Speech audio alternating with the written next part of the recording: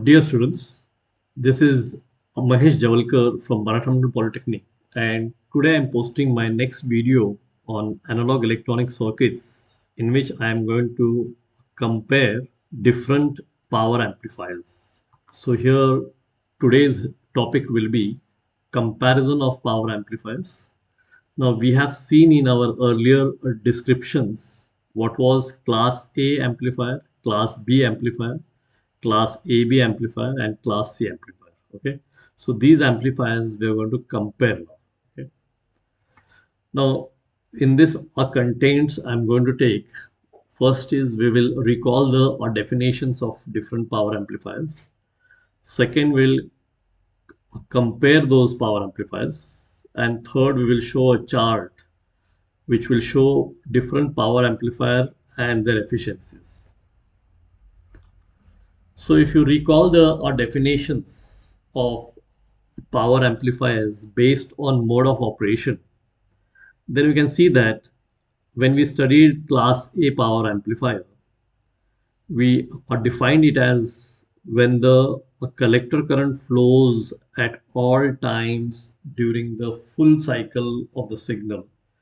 The power amplifier is known as class A amplifier. Okay, that is what the definition what we have given for class A amplifier. So if you see, if the input was like this, if this was the input, then the output will be your collector current which will flow for complete cycle, that is from 0 to 360 degree, or it is also called as 2 pi radians. So this will be your collector current IC, which will flow for the complete cycle, positive half cycle and also complete negative half cycle. There will be no clipping of waveform here. Okay, that is what we studied in class A amplifier. Similarly, when we studied class B amplifier, we define it as when the collector current flows only during the positive half cycle. Okay, so that means if you are having a input over here for class B, the output will be for only positive half cycle. This is will be the only output. So it is 0 to 180 degree or pi. Okay, this is your class B operation. For negative half cycle, there is no output. So when the collector current flows only during the positive half cycle of the input signal, the power amplifier is known as class B power amplifier. Okay. Similarly, when we go to see class AB power amplifier, so it had an advantage on class B of crossover distortion. So crossover or distortion problem was eliminated in class AB. Okay, now in that, what we have defined was when the collector current flows for more than the positive half cycle and less than the full cycle, more than the positive half cycle and less than the full cycle of the input signal. See, if the input signal is like this, okay, then the output signal will be one complete positive half cycle, and in negative half cycle part of it. Okay, so it will be more than 180 degree and it will be less than 360 degree. It is more than pi and less than 2 pi. So it is in between A and B working, and it will help you to eliminate the crossover distortion problem what we saw in class B amplifier. Okay. Then if you go to see class C power amplifier, when the collector current flows for less than half cycle of the input, the power amplifier is known as class C power amplifier. So here if you see, if your input is like this, positive negative, so it will flow for less than half cycle. Okay, so it is for less than half cycle. So here if this is your pi, so it will flow for less than pi. Okay, so it will flow for less than pi.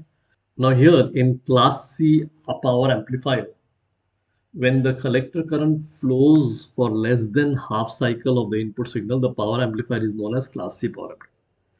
Now here we have seen that in the collector region, we had a parallel resonant circuit.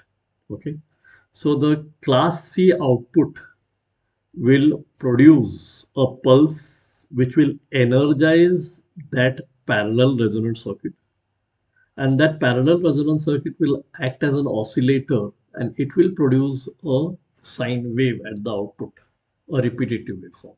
That is what class C power amplifier we had explained. We can also have amplifiers from class D. Now in class D onwards, amplifiers what we have, they are basically a non-linear switching amplifier or pulse width modulation amplifier, PWM amplifier. Class D amplifiers theoretically can reach 100% efficiency, as there is no period during a cycle where the voltage and current waveforms overlap, as current is drawn only through the transistor that is on. Okay, so these are amplifiers which will give 100% efficiency, but they are basically non-linear switching amplifiers. Okay, then if you go to see the actual comparison between A, B, C, and AB, so in the first parameter, I have shown here the a diagram. So first parameter, you can see the a diagram here. So a diagram for class A is shown like this. We have seen the circuit for series fed class A and transformer coupled class A. Then for class B, you can see this diagram where we studied push-pull amplifier and complementary symmetry push-pull amplifier. Then class C, we studied tuned amplifier, and class AB was same like your class B, but it was conducting each transistor for more than half cycle to eliminate the problem of crossover distortion. Okay, and we have also shown the waveforms for the same diodes. Okay, if you see the second parameter of conduction angle, that means for how much conduction period the output collector current is going to flow.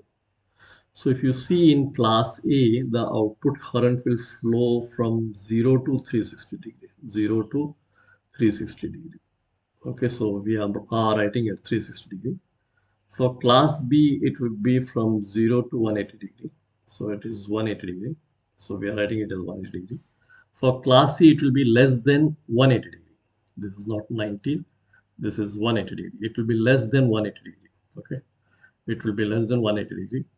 And for class AB, it will be little more than the half cycle, but less than the full cycle. So this is what your class B will work for.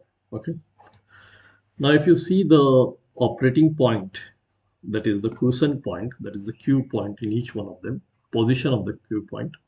For class A, because we want the complete cycle at the output, if you see the load line, AC load line, in the characteristics of IC versus VC, that is output current versus output voltage, then you are going to place your Q point at the center so that a complete cycle can be obtained at the output.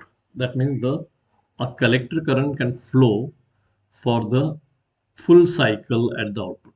That is what class A operation is. Now for class B, if you see the load, this is IC, this is VCE, and this is your load line, then your operating point will be exactly on the x-axis so that the output will be only positive half cycle. Okay. If you see for class C, it will be below the x-axis. So if this is the load line, it will be below the x-axis here. And if you see class AB, it will be in between x-axis and the center line. That means if this is the load line, this is the center, so it will be in between here because you have to conduct each transistor for little more than a half cycle. Okay, so if you see the efficiency now, Efficiency also we have seen for every power amplifier. So if you see efficiency here, so overall efficiency for class A, it is poor, 25 to 30%. So in class A, if you see this efficiency here, for class A, we saw that it was 50% for transformer coupled. Okay. And it was 25% for series fed. Okay. So on an average, it is very poor. It is from 25 to 30% practically what you will get for as overall efficiency. For class B, we saw that it was better from 70 to 80%. Class C, it was higher than 80%. It was very nice, but those output were used to energize a tank circuit, and the tank circuit used to produce the waveforms as oscillator. And for class AB, it is better than A but less than B, so it is between 50 to 70. So this is what was overall efficiency, that is output power upon input power. Then we saw how was the signal distortion in each case. Okay, so if you see signal distortion in each case, in class A, none if correctly biased. So there will be no distortion if it is correctly biased at the center point Q. In class B, you will face crossover distortion. In class C, the distortion is a large amount, but the efficiency also is good. In class AB, the distortion is between A and B, so it is small amount. Okay, so these were some parameters what we have compared between class A, B, C, and AB, the main power amplifiers. Similarly, you can show a chart where you can show amplifier classes and their efficiencies. So here you can see the first we have shown class A amplifier. So here you can see it is from 0 to 360 degree. It is class A amplifier. Then you can have class AB amplifier, which is from 0. Then it is going to cover the complete half cycle and part of the next half cycle. So it is more than 180 degree and less than 360 degree, which is class AB. Then we have class B, which is from 0 to 180 degree, exactly half. Then we have class C, which is less than 180 degree, which is less than 180 degree. So here you can see uh, the output a collector current for how much cycle, whether it is a half cycle or full cycle, for how much cycle it is going to flow, that we have shown. And here on the y-axis, we have shown the efficiency. So here you can see the efficiency shown from 0%. So here you can see efficiency is shown from 0% to 100% here. Okay, so if you see the efficiency of class A, so it will lie somewhere around this point. Okay, for class AB, it will be somewhere around this point. Class B, it will be somewhere around this point. And class C, it will be much higher. And class D to T, whatever it is, it will be almost 100%. Okay. So this is how we can show classes of power amplifiers and their conduction cycle, their flow of collector current at the output, and their efficiency while comparing these power amplifiers. Okay. Thank you, students.